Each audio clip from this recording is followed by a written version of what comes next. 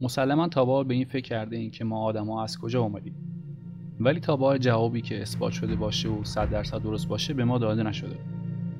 به طور کلی عموم مردم در اینجا به دو دسته تقسیم میشن.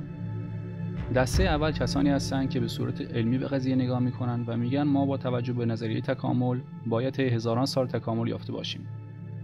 و دسته بعدی کسانی هستند که به صورت مذهبی به قضیه نگاه میکنن و میگن ما باید به دست خدا یا خدایان به وجود اومده باشیم.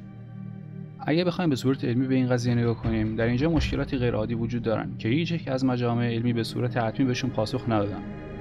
برای مثال، با عقل جور در نمیاد در یک بازه زمانی کوتاه 40 تا 50 هزار ساله انسان‌ها به این میزان تکامل یافته باشن و این چیزی نیست که ما در طبیعت و تکامل طبیعی ببینیم. به غیر این گونه‌های مختلف انسان‌هایی وجود داشتند که همگی به صورت غیر عادی حذف شدند. حالا اگه بخوایم به صورت مذهبی به این قضیه نگاه کنیم، در اینجا نیز مشکلاتی وجود داره که هیچ توضیح قانع کننده‌ای براشون وجود نداره. برای مثال، بر روی زمین ادیان مختلفی وجود داره که نمیشه گفت یکیشون درسته و دیگری غلطه. مسلماً تمامی اونها چیزی رو در زمانهای دور دیده و حس کردن. به طرز عجیبی با اینکه تمامی ادیان با هم مختلف هستن و با هم تضاد دارن، اما در یک چیز مشترک هستن و اون چیز ساخته شدن انسان‌ها توسط خدا یا خدایانه. و این خودش سرنخی است که نشون میده تمامی اونها باید چیزی رو دیده باشن که در زمانهای دور با آنها خدا میگفتن.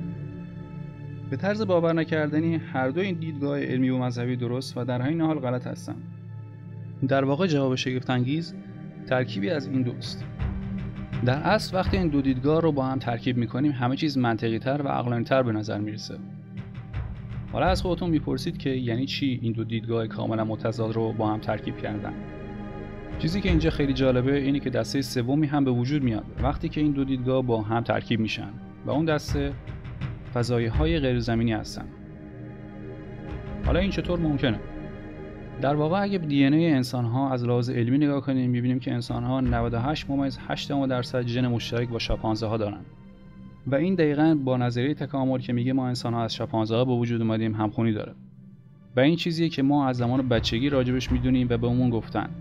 اما هیچ یک از ما نپرسید که بقیه ژن باقی مانده 1.2% مال چیه و مربوط به چه گونه‌ایه. و جواب این سوال نپرسیده شده رو هیچ یک از مجامع علمی نیز به اون نگفتند. حالا برای اینکه جواب این سوال داده بشه باید به دیدگاه مذهبی برگردیم که میگفت انسان‌ها رو خدایان آفریدن. و این دقیقاً سرنخیه که نشون میده 1.2 ژن باقی مونده باید مربوط به فضایی‌ها باشه. فضایی‌هایی که در گذشته نیاکانمون به آنها خدا میگفتند. که البته حق هم داشتن چون فضایی‌ها به قدری پیش رفتن که ما حتی نمیتونیم تصور کنیم. پس خدا خوندن اونها بی‌دلیل نبوده. نکته خیلی مهم اینجا اینه که جواب همیشه جلوی چشم ما بوده. ولی ما هرگز اون رو ندیدیم چون یا دیدگاه علمی داشتیم یا دیدگاه مذهبی.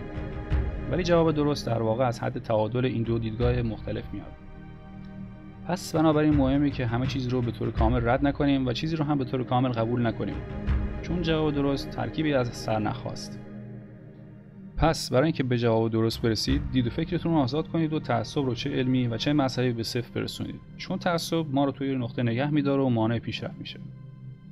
پس به طور خلاصه میشه گفت که ما انسان‌ها در واقع شامپانزه‌ها یا میمون‌هایی هستیم که با ترکیب و دستکاری با دی ان ای فضایی‌ها به وجود اومدیم.